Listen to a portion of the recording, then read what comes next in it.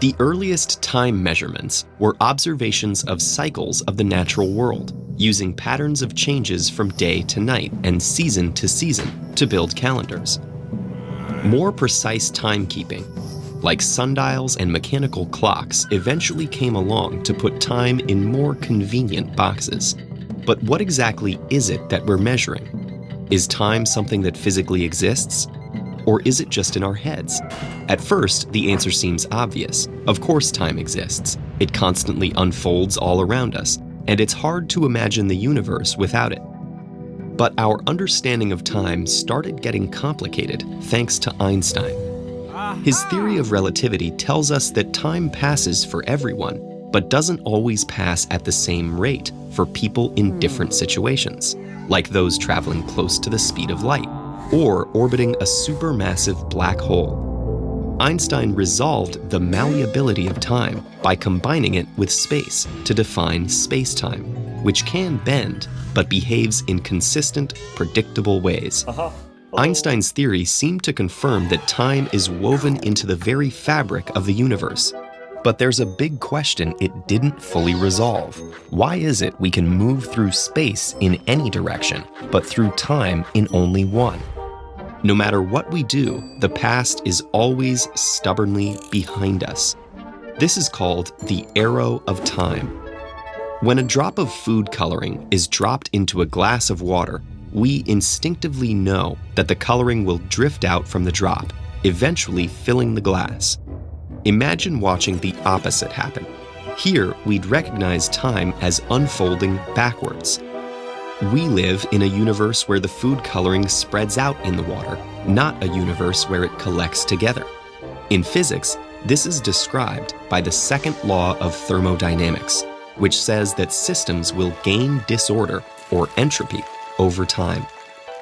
Systems in our universe move from order to disorder, and it is that property of the universe that defines the direction of time's arrow. So if time is such a fundamental property, it should be in our most fundamental equations describing the universe, right? We currently have two sets of equations that govern physics. General relativity describes the behavior of very large things, while quantum physics explains the very small. One of the biggest goals in theoretical physics over the last half-century has been reconciling the two into one fundamental theory of everything. There have been many attempts, none yet proven, and they treat time in different ways. Oddly enough, one contender, called the Wheeler-DeWitt equation, doesn't include time at all. Like all current theories of everything, that equation is speculative.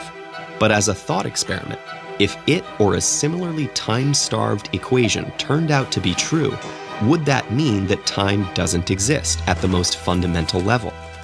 Could time just be some sort of illusion generated by the limitations of the way we perceive the universe? We don't yet know, but maybe that's the wrong way of thinking about it. Instead of asking if time exists as a fundamental property, maybe it could exist as an emergent one.